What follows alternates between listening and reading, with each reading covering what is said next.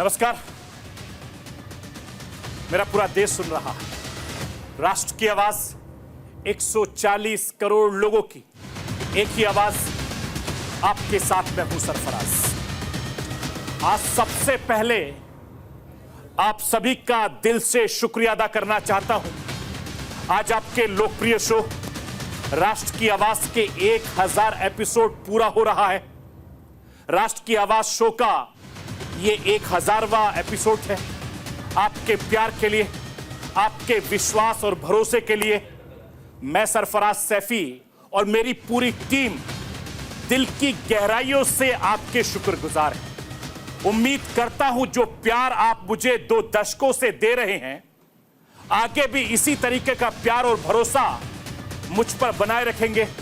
और मेरी कोशिश रहेगी कि आपकी आवाज बनकर ऐसे ही अपने देश, अपने मुल्क, अपने राष्ट्र की सेवा करता रहूं। एक बार फिर से आप सभी दर्शकों का आभार। और आज राष्ट्र की आवाज की शुरुआत बजट की बहस पर करना चाहता हूं। बजट पर बहस के दौरान संसद में सत्ता पक्ष और विपक्ष में आर पार की लड़ाई देखने को मिली है।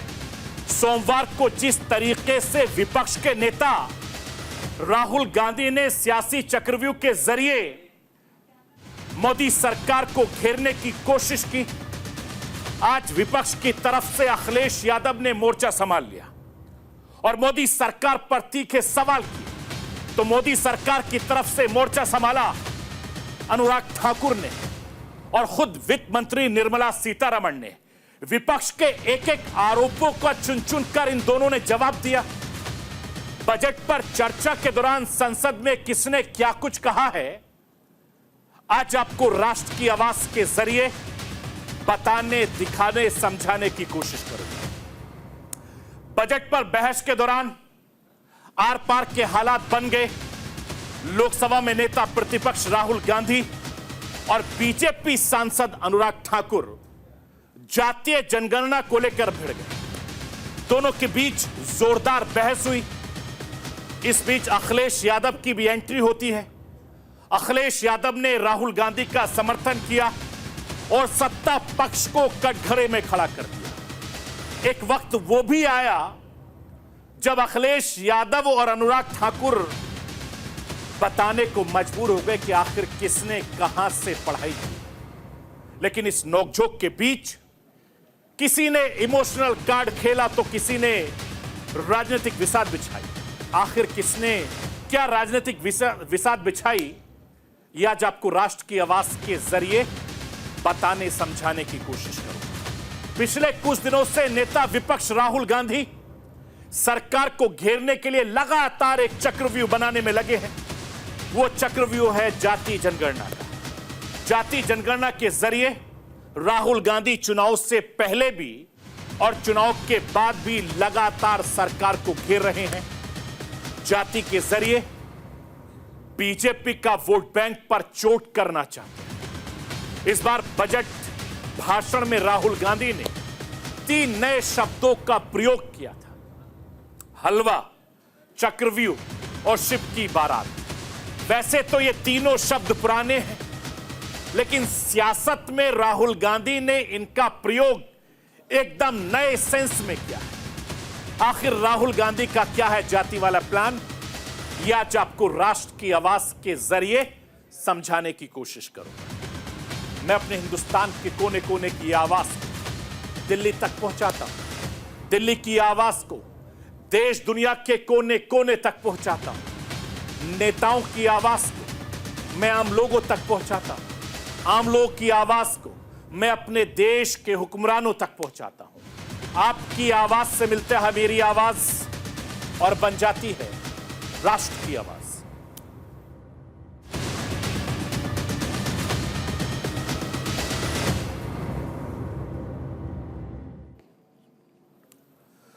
मोदी सरकार के तीसरे कार्यकाल के पहले बजट के बाद सत्ता पक्ष और विपक्ष में लगातार टकराव जारी है।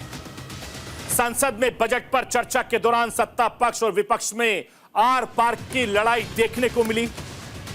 सोमवार को सदन में लोकसभा में विपक्ष के नेता राहुल गांधी ने बजट को महाभारत के चक्रव्यूह से जोड़कर सियासी प्रहार किया, निशाना साधा।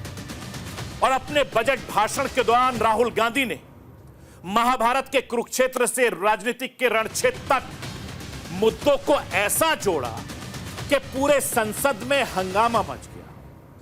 और अगले ही दिन इंडिया गठबंधन के सबसे बड़े सहयोगी दल समाजवादी पार्टी के अध्यक्ष अखिलेश यादव ने मोदी सरकार पर पार्ले-जी वाला अटैक किया। और पार्ले-जी बिस्किट्स के सरकार ने क्या सीखा वो सदन में बताया। यानी बजट पर आर पार वाली लड़ाई देखने को मिली। विपक्ष ने मोदी सरकार के तीसरे कार्यकाल के पहले बजट पर कई तीखे सवाल किए। अब बारी सरकार की थी तो मोदी सरकार की तरफ से अनुराग ठाकुर और निर्मला सीतारमण ने सदन में मोर्चा संभाला। विपक्ष के सारे आरोप सवालों का एक एक जवाब दिया इन दोनों ने। और विपक्ष का सबसे बड़ा आरोप था कि इस बार सरकार ने कुर्सी बचाने के लिए सिर्फ 2 प्रदेशों को भर भर कर पैसा दिया और दूसरे प्रदेशों के साथ भेदभाव। आज भी समाजवादी पार्टी के अध्यक्ष अखिलेश यादव ने इस पर सदन में सवाल उठाया कि उत्तर प्रदेश को कुछ नहीं मिला, जिस पर वित्त मंत्री निर्मला सीतारमण ने विपक्ष को जवाब दिया। मैं सबसे पहले आपको सांसद अखिलेश यादव को सुनवाना चाहता हूं, सुनिए। और उसके जवाब में वित्त मंत्री निर्मला सीतारमण ने क्या जवाब दिया वो राष्ट्र के वास के जरिए सुनिए। इस बजट में सरकार चलाने के लिए आपने पैकेज दिया है, हमें कोई नाराजगी नहीं है पैकेज देने की, आप पैकेज और दीजिए। लेकिन अगर आप बक्सर से भागलपुर एक्सप्रेसवे बना रहे हैं तो आप उत्तर प्रदेश की पूर्वांचल एक्सप्रेसवे को क्यों नहीं जोड़ रहे हैं? और मैं तो कहूंगा आपसे कि केवल अगर आप 25 किलोमीटर जोड़ देंगे जहां पूर्वांचल एक्सप्रेसवे रुक गया था, केवल 25 किलोमीटर आप जोड़ देंगे तो दूसरे काम को अपना जो बनाते हैं आप ये कह पाएंगे कि दिल्ली से लेकर के आपने भागलपुर तक एक्सप्रेसवे दिया है। 17 states were not named in 2004-5. 18 states were not named in 2005-6. 13 states were not named in 2006-7. 16 states were not named in 2007-8. Money didn't go to them. 2008-9, 13 states were not named. 2009-10, 26 states were not named. 26, which means only 2. Sir, oh yes, sir, if we are being blamed that only 2 states were named and the other states are not getting anything, 2009-10 budget had only 2 states, Bihar and Uttar Pradesh, and no other state. What does that mean then? It's all right when you do it. You didn't give money to those states which you didn't name. So, sir, you can't have it both the ways. You do one thing and then you blame the same thing on somebody else. मैं आपको यह बताना चाहता हूं कि विपक्ष ने सवाल उठाया था कि इस बजट में किसानों के लिए कुछ नहीं किया गया। राहुल गांधी ने सदन में कहा था कि किसानों ने सिर्फ एक मांग आपसे की थी, एमएसपी की कानूनी गारंटी, लेकिन सरकार वो नहीं दे सकी। राहुल गांधी के बाद अखिलेश यादव ने भी किसानों की आमदनी का मुद्दा उठाया, जिस पर वित्त मंत्री ने विपक्ष को जवाब दिया। किसानों को लेकर विपक्ष ने क्या कुछ कहा और सरकार की तरफ से क्या जवाब दिया, राष्ट्र की आवाज के जरिए सुनिए। हमारा एक्सपेक्टेशन था कि जो अन्नदाता है, जो सरकार से सिर्फ एक चीज मांग रहा है, लीगल गारंटीड एमएसपी, हमें लगता था कि ये कोई बड़ा काम नहीं है सर, ये इतना बड़ा काम नहीं है। हमें लगता था कि अगर सरकार बजट में इसका प्रोविजन कर देती, अगर बजट में इसका प्रोविजन कर देती तो जो हमारे किसान हैं जो चक्रव्यूह में, आपके चक्रव्यूह में फंसे हैं, वो निकल पाते। ये हमारी थिंकिंग थी, मगर आपने नहीं किया। तो मैं यहां इंडिया गठबंधन के तरफ से गारंटी देता हूं कि हम ये काम करके दिखा देंगे। जो आपने अपने बजट में नहीं किया वो मैं हिंदुस्तान के सब किसानों से कहना चाहता हूं, गारंटीड लीगल एमएसपी हम इस सदन में पास करके आपको देंगे। जो सरकार मंचों से ये कहती थी कि हम किसानों की आय दोगुनी कर देंगे। आज तो 11 साल हो गए सरकार को। किसान की आय दोगुनी हो गई क्या सरकार बताए? और अभी मैं बहुत सारे माननीय सदस्यों को जब सुनता हूं तो वो कहते हैं कि हम एमएसपी दे रहे हैं। अगर आप एमएसपी दे रहे हैं तो उसकी कानूनी गारंटी क्यों नहीं दे रहे हैं आप कानूनी गारंटी दीजिए। और फिर कई बार सुनने को मिलता है कि हॉर्टिकल्चर क्रॉप्स के लिए आप क्या कर रहे हैं, उसके एमएसपी की कब तैयारी करेंगे आप? और फिर आय दोगुनी में आप कितना देंगे किसान को? So the budget allocation for the Department of Agriculture and Farmers Welfare was only 21,934 crores in 2013-14. 13-14 में 21,934 crore rupees ही था एग्रीकल्चर के लिए अलॉटमेंट, मगर अभी 24-25 में वो बढ़ करके 1,23 लाख को 1.23 लाख करोड़ हो गया है। मैं आपको यह बताना चाहता हूं कि राहुल गांधी ने हलवा सेरेमनी के बहाने मोदी सरकार पर जाति वाला प्रहार किया था। वित्त मंत्री निर्मला सीतारमण ने हलवे पर भी अपने अंदाज में जवाब दिया। मैं राष्ट्र की आवाज के जरिए राहुल गांधी के हलवा सेरेमनी के बहाने क्या कुछ कहा था और वित्त मंत्री निर्मला सीतारमण ने क्या जवाब दिया है, जरा सुन लीजिए आप। तो समझाना चाह रहा हूं सर, इसमें ये जो बजट का जो हलवा है सर, ये बट रहा है। और इस फोटो में सर मुझे एक ओबीसी अफसर नहीं दिख रहा, एक आदिवासी अफसर नहीं दिख रहा, एक दलित अफसर नहीं दिख रहा मुझे। ये हो क्या रहा है सर? सर देश का हलवा बट रहा है सर, और इसमें 73% का एक है ही नहीं सर। ये आप लोग हलवा खा रहे हो और बाकी देश को हलवा मिल ही नहीं रहा है। ठीक है सर, 20 अफसरों ने बजट को तैयार किया, हमने पता लगाया है। 20 अफसर, शांत हो जाइए प्लीज सर। 20 अफसरों ने, उनके नाम मेरे पास है, अगर आप नाम चाहते मैं दे दूंगा। 20 अफसरों ने हिंदुस्तान का बजट तैयार किया है। मतलब हिंदुस्तान का जो हलवा है 20 लोगों ने बांटने का काम किया है। अब स्पीकर सर, उन 20 लोगों में से 90% लोगों में से सिर्फ 2 हैं, एक माइनॉरिटी और एक ओबीसी। और इस फोटो में एक भी नहीं है। मतलब फोटो में आपने पीछे कर दिया सर। आप परमिट नहीं करते हैं नाम लेने के लिए, वो मेंबर भी नहीं है, मगर प्रिंटिंग हमारा फिनेंस मिनिस्ट्री के इंपॉर्टेंट स्टाफ 2 लोग, उनको मैं जिक्र करना चाहती हूं सर। ये सेक्रेट नहीं, प्लीज आप सुन लीजिए। सेक्रेट हलवा के विषय और इसमें इतना इमोशन जुड़ा हुआ है, ये समझ में आएगा सर। रिटायर्ड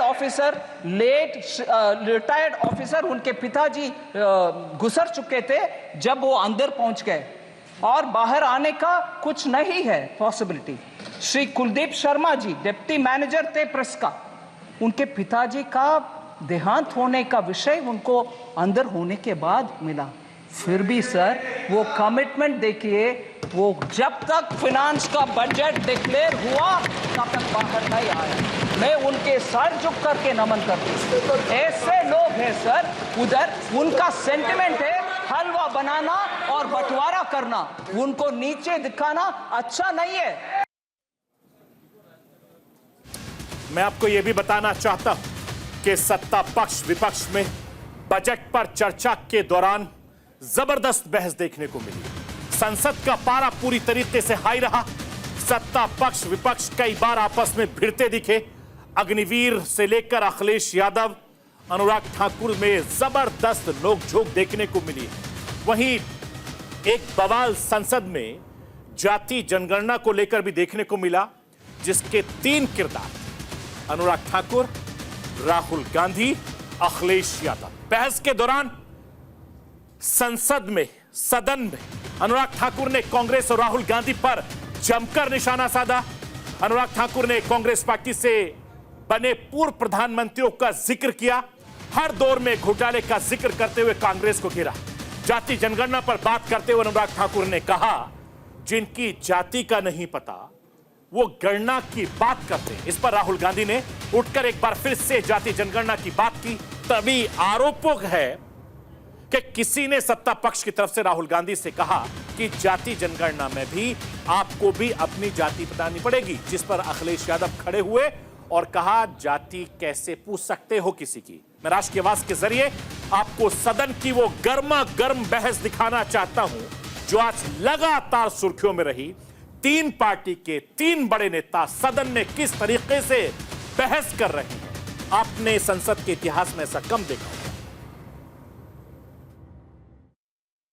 सर, ओबीसी की बात जनगणना की बात बहुत की जाती है।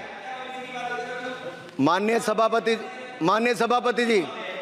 सभापति जी, जिसकी जात का पता नहीं वो गणना की बात करता है।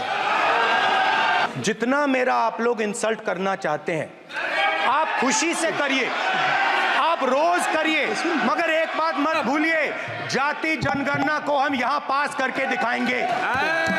धन्यवाद। जितना करिए, अरे तो अपनी जाति भी दिखनी पड़ेगी उसमें। सभापति महोदय, मेरा आपसे केवल इतना निवेदन है, माननीय मंत्री रहे हैं, बड़े दल के नेता हैं, मंत्री रहे हैं, बड़ी बात कर रहे थे, मैं महाभारत शकुनी ये सब बातें कह रहे थे, दुर्योधन तक यहाँ ले आई है। मैं केवल सभापति महोदय इनसे ये पूछना चाहता हूँ, आपने जाति कैसे पूछ ली है बताइए बस। आप जाति कैसे पूछ सकते हैं? आप बताएं, जाति कैसे पूछ सकते हैं? आप पूछ के दिखाओ जाति तुम, आप जाति कैसे पूछोगे तुम? मैं आपको यह बताना चाहता हूं कि सदन की इस गर्मा गर्म बहस के दौरान राहुल गांधी के चक्रव्यूह वाले भाषण की कमियां भी अनुराग ठाकुर ने सदन में गिनवाई। अनुराग ठाकुर ने कहा कि सदन में राहुल गांधी करण करना कह रहे, कृपाचार्य जी भी कृपाचार्य कह रहे थे। इस पर राहुल गांधी एक बार फिर से बहस में महाभारत का जिक्र करते हुए कहा कि जाति जनगणना की बात कही। राहुल गांधी ने इस दौरान क्या कुछ कहा, वो भी राष्ट्र की आवाज के जरिए आपको सुनाना चाहता हूं। स्पीकर सर, जो भी इस देश में दलितों की, आदिवासियों की, पिछड़ों की बात उठाता है, जो भी उनके लिए लड़ता है, उसको गाली खाना ही पड़ता है। और मैं ये सब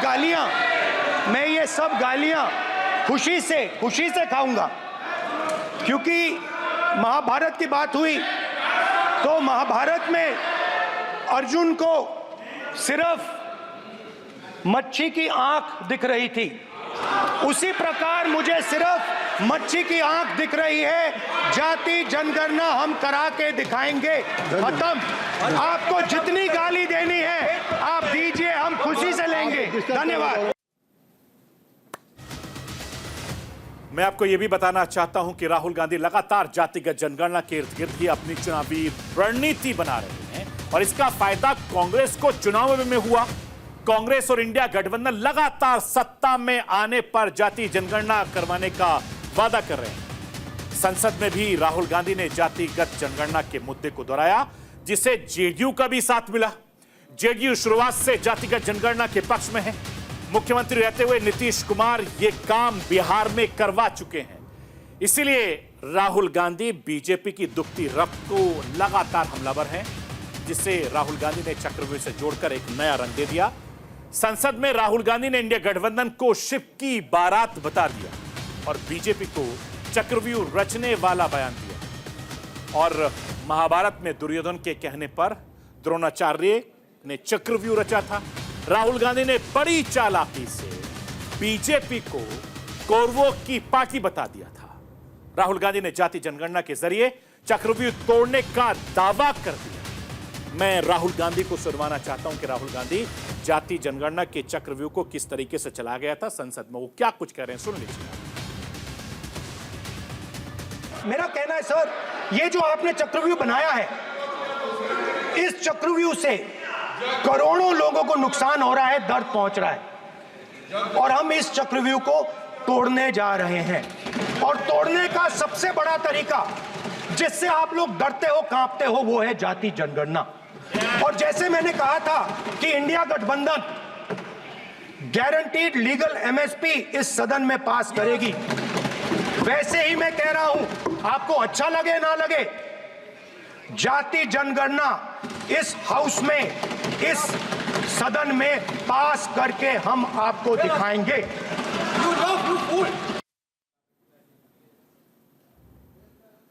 मैं आपको यह बताना चाहता हूं कि लोकसभा चुनाव के दौरान जाति का जो चक्रव्यूह राहुल गांधी ने रचा था, उस चक्रव्यूह को चुनाव खत्म होने के बाद भी राहुल गांधी का जाति का चक्रव्यूह टूटा नहीं। इसके पीछे राहुल गांधी का प्लान क्या है, राष्ट्र की आवाज के जरिए आपको समझाना चाहता हूं, बताना चाहता हूं।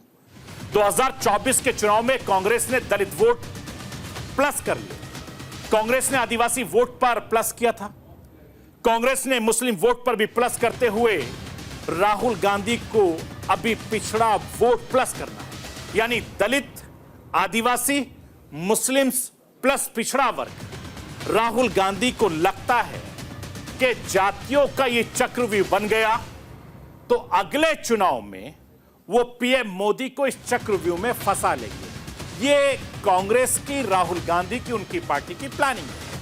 मैं आपको यह भी बताना चाहता हूं कि राहुल गांधी का निशाना प्रधानमंत्री नरेंद्र मोदी के वोट बैंक पर है। बीजेपी पिछले 3 दशकों में जिस वोट बैंक को अपने साथ जोड़ने में कामयाब रही, उसी वोट बैंक में राहुल गांधी सेंध लगाना चाहते।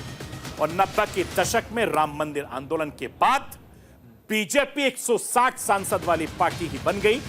बीजेपी ने जब दलित पिछड़ों के वोट जोड़े तो तभी वो 300 सीटें आगे निकल गई। और यह कारनामा बीजेपी प्रधानमंत्री नरेंद्र मोदी के करिश्मे की वजह से कर पाई है। इसीलिए भारतीय जनता पार्टी के नेता काफी ज्यादा खुश भी हैं।